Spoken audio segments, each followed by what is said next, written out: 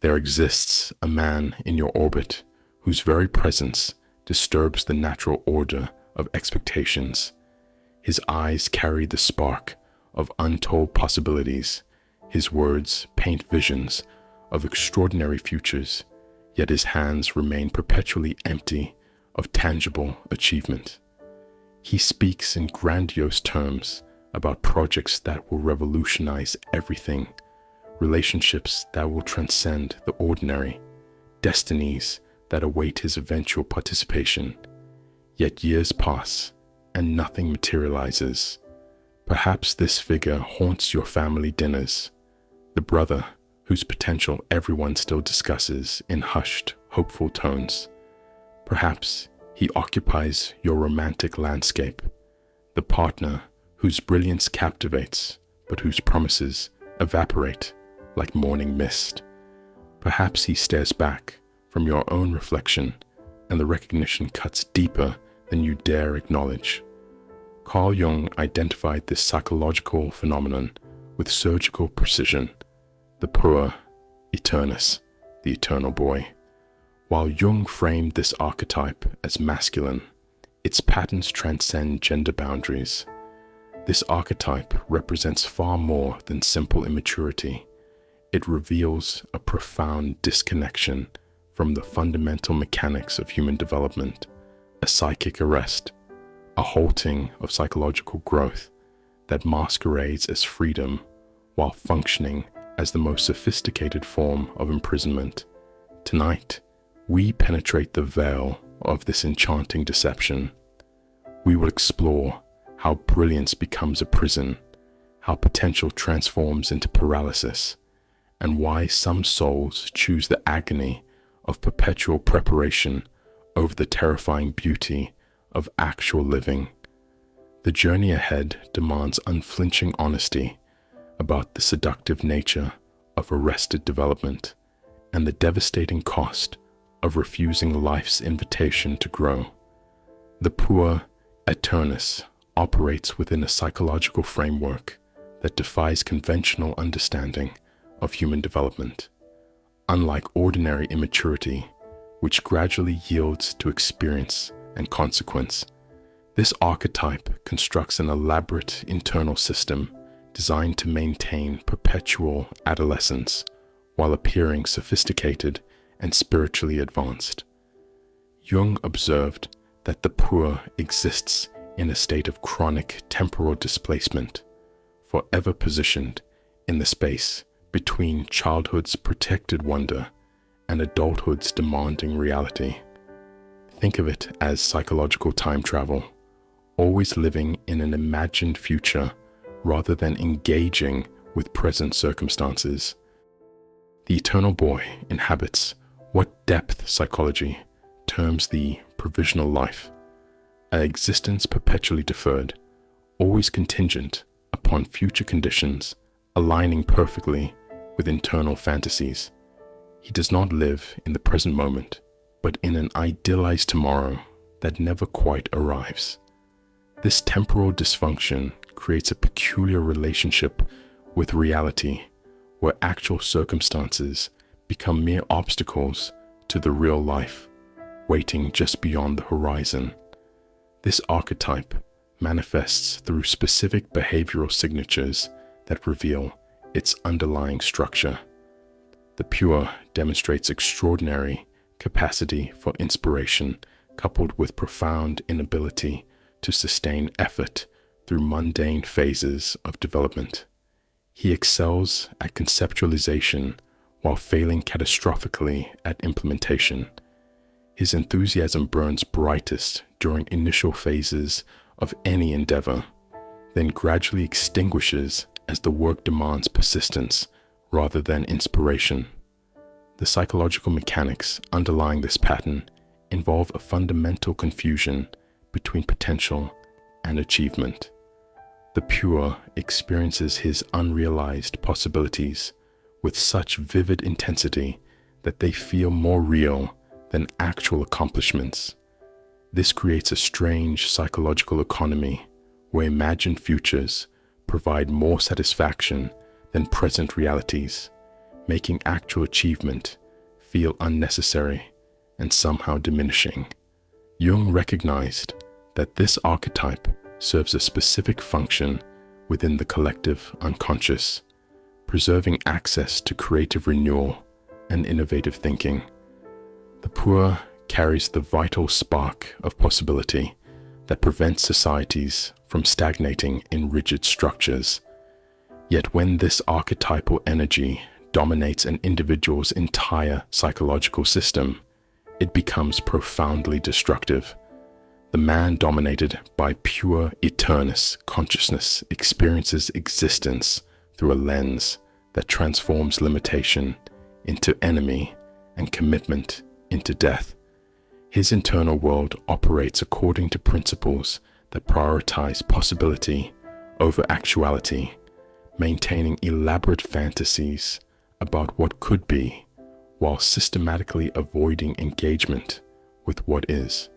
This psychological orientation creates a peculiar form of suffering disguised as freedom.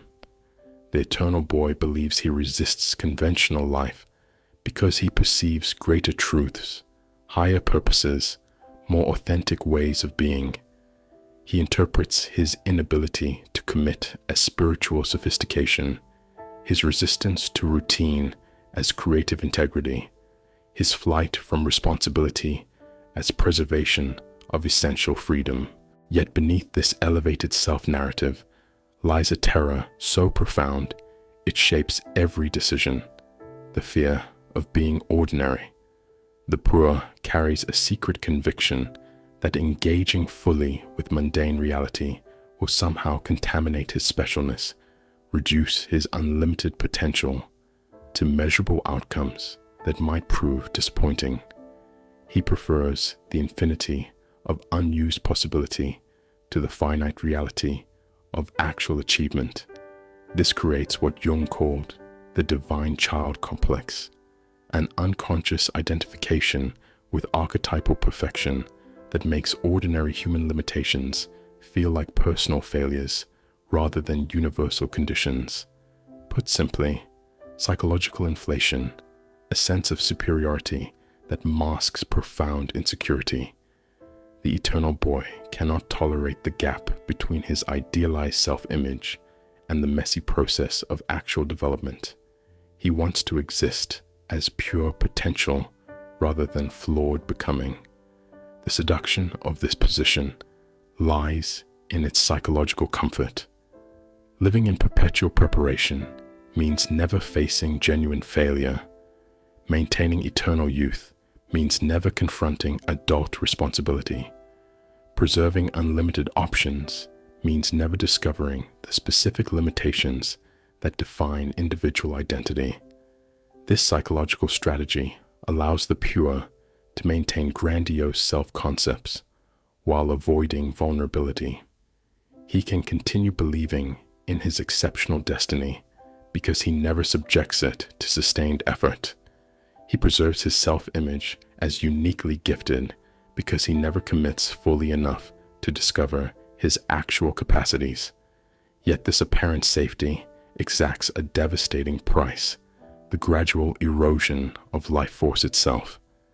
The puer slowly discovers that avoiding the pain of potential failure also eliminates the possibility of genuine satisfaction.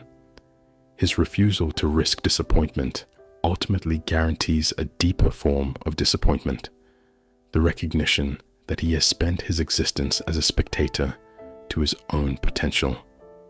Behind nearly every man trapped in pure eternus consciousness operates a hidden dynamic that Jung termed the mother complex, a psychological constellation that maintains infantile dependency disguised as spiritual or creative sensitivity.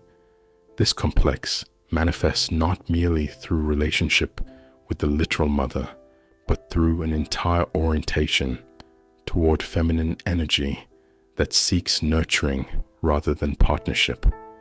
The archetypal mother, when functioning appropriately, provides the security and nourishment necessary for healthy development while gradually encouraging independence. However, When this maternal principle becomes excessive or distorted, it creates what Jung called the devouring mother, an energy that protects by preventing growth, that loves by maintaining dependency. The puer often emerges from family systems where feminine energy dominated masculine development, either through overprotection that prevented natural consequence learning or through emotional enmeshment that confused love with caretaking. The boy learns that his needs will be met through charm and potential rather than through competence and contribution. This early pattern creates a psychological template that the adult puer unconsciously seeks to recreate in all subsequent relationships. He gravitates toward women who will function as surrogate mothers, providing emotional security, practical support, and unconditional acceptance while demanding little in return. His romantic relationships often follow a predictable pattern: intense idealization, followed by subtle withdrawal as the relationship begins demanding mutual responsibility.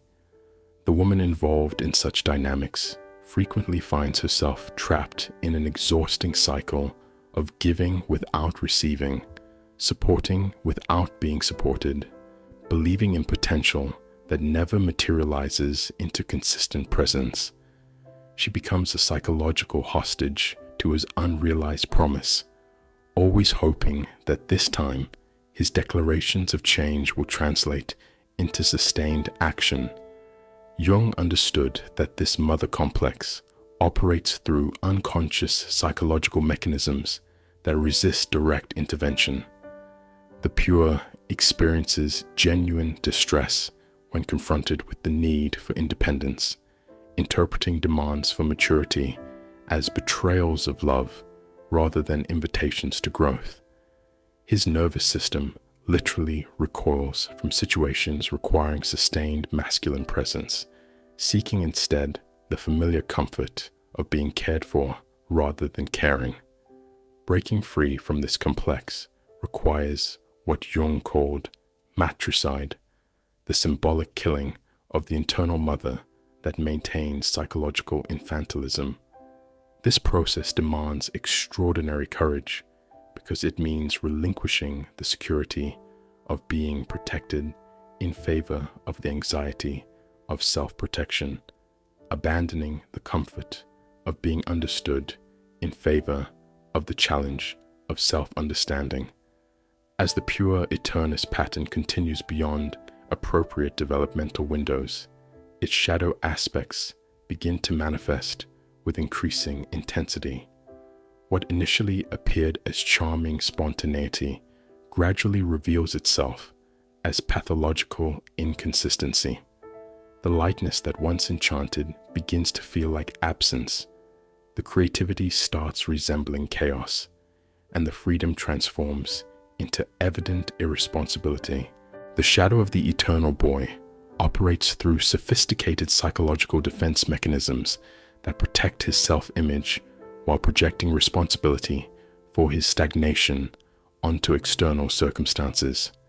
He develops elaborate narratives explaining why conventional success measures don't apply to his unique situation, why ordinary relationships cannot contain his extraordinary nature, why mundane work cannot engage his elevated consciousness. These defensive structures create a form of psychological inflation that Jung recognized as particularly dangerous because it feels spiritually advanced while actually representing profound unconsciousness. The puer begins to interpret his inability to function effectively in ordinary reality as evidence of his superior sensitivity rather than his developmental arrest. This shadow manifests through subtle but consistent patterns of sabotage that undermine every attempt at genuine progress. The eternal boy unconsciously destroys opportunities before they can demand sustained commitment. He creates crises that require retreat just as situations begin approaching success. He generates drama that justifies his inability to maintain steady progress toward meaningful goals.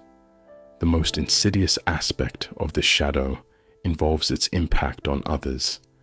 The puer unconsciously recruits those around him into supporting his arrested development while making them feel guilty for expecting maturity. He positions himself as the victim of others' unrealistic expectations, rather than acknowledging his own refusal to meet reasonable adult responsibilities. Family members find themselves perpetually frustrated by his wasted potential. Romantic partners exhaust themselves trying to love someone into growth. Friends gradually withdraw from relationships that demand constant emotional labor without reciprocal support. Yet he interprets these natural consequences as evidence that others cannot appreciate his authentic nature. Jung emphasized that the shadow aspects of any archetype carry essential information about what needs integration. The puer's shadow reveals the specific areas where psychological development has been avoided. His patterns of sabotage point directly toward the growth edges he most fears confronting. Recognition of this shadow marks the beginning of possible transformation. When the eternal boy can acknowledge that his freedom has become a prison, that his authenticity has become avoidance, that his spirituality has become escape from incarnate responsibility, he begins to glimpse the possibility of genuine liberation through conscious development. The transformation from puer eternus consciousness to integrated maturity represents one of the most challenging psychological processes in human development. Unlike linear progression through educational or career milestones, this metamorphosis requires dismantling the entire psychological infrastructure that has maintained arrested development. The process begins with what depth psychology terms the death of the provisional life, a profound disillusionment that shatters the fantasy of unlimited time and endless preparation. This typically occurs through encounters with irreversible consequences that cannot be escaped through charm, explanation, or retreat. In practical terms, this means embracing specific mindset shifts. Replace someday with today. Accept that boredom is part of mastery, not evidence you're on the wrong path. Choose specific limitations that serve deeper purposes rather than maintaining infinite options that serve none. Jung understood that genuine maturation involves learning to hold both the spontaneous creativity of youth and the steady responsibility of maturity without sacrificing either quality. The emerging consciousness learns to find meaning through sustained engagement rather than through peak experiences alone. This transformation involves cultivating entirely new relationships with time, commitment, and limitation. The maturing puer discovers that constraints actually enhance creativity rather than destroying it. That commitment deepens freedom rather than eliminating it. That accepting ordinary humanity opens access to extraordinary possibility. The integrated masculine that emerges from this process retains access to the puer's creative spontaneity while adding the structural capacity to manifest inspiration in concrete form. He becomes capable of sustained effort without losing touch with playful experimentation, of maintaining commitments without sacrificing authentic self-expression. The path beyond puer eternus consciousness requires embracing a fundamental paradox that initially appears to contradict everything the eternal boy believes about freedom and authenticity. True liberation emerges not through maintaining unlimited options, but through conscious choice of specific limitations that serve deeper purposes. This realization typically dawns gradually as the maturing masculine consciousness discovers that infinite possibility without the capacity for decisive action equals zero actual power. The recognition strikes that having countless opportunities means nothing without the psychological infrastructure to fully engage with chosen paths. The process demands developing what Jung called active choice, the capacity to select specific directions, not because they represent perfect options, but because they offer authentic vehicles for expressing essential nature through concrete engagement. This differs fundamentally from the puer's passive waiting for ideal circumstances to appear without effort. Conscious limitation involves recognizing that depth emerges through sustained engagement with particular realities, rather than through broad sampling of multiple possibilities.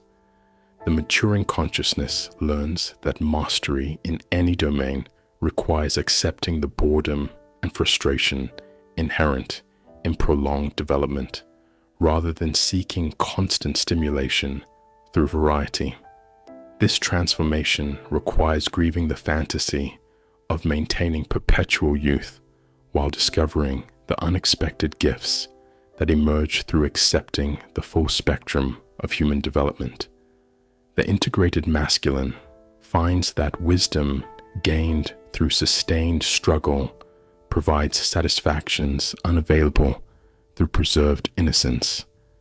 The liberated consciousness that emerges from this process maintains access to wonder and creativity while adding the capacity for sustained contribution to shared realities. It becomes capable of genuine partnership because it no longer seeks maternal caretaking disguised as romantic love. It can offer consistent presence because it has developed internal structure rather than relying on external support. The journey from eternal boy to integrated masculine ultimately reveals itself as a choice between two fundamentally different approaches to existence: the attempt to preserve unlimited potential through avoidance of commitment, or the willingness to discover actual capacity through sustained engagement with chosen limitations. This choice cannot be made gradually or partially. The psychological infrastructure that maintains pure consciousness operates through mechanisms that resist incremental modification. The transformation requires what Jung called a complete reversal of attitude, a fundamental reorientation toward life that prioritizes becoming over remaining, contribution over consumption, presence over potential. The man who chooses growth faces the terror of discovering his actual limitations alongside his real capacities. He must relinquish the comfort of imagined greatness in favor of the anxiety and satisfaction of earned competence. He abandons the familiar pleasure of being cared for in order to develop the deeper fulfillment of being capable of care. This choice becomes available only when the pain of arrested development finally exceeds the fear of adult responsibility, when the fantasy of unlimited possibility begins to feel more like a prison than the perceived constraints of committed engagement, when the eternal preparation starts revealing itself as sophisticated avoidance rather than necessary development. The transformation offers no guarantee of external success or recognition. It promises only the possibility of authentic living, the opportunity to discover what emerges when potential meets sustained effort, when inspiration encounters disciplined development, when dreams engage with the resistant materials of actual reality. Those who undertake this passage discover that maturity does not eliminate wonder, but deepens it. That commitment does not destroy freedom, but focuses it. That accepting limitation does not diminish possibility, but concentrates it into forms capable of manifesting in shared reality. The eternal boy within never disappears, but transforms from master to ally, from primary identity to creative resource. He becomes the source of renewal and innovation within a personality structure capable of sustained contribution to the larger human story. The choice awaits. The question is not whether circumstances will eventually force growth. They will. The question is whether that growth occurs through conscious choice or unconscious necessity, through willing transformation or unwilling consequences. Time, as always, continues its inexorable advance. The only variable remains the courage to meet it consciously,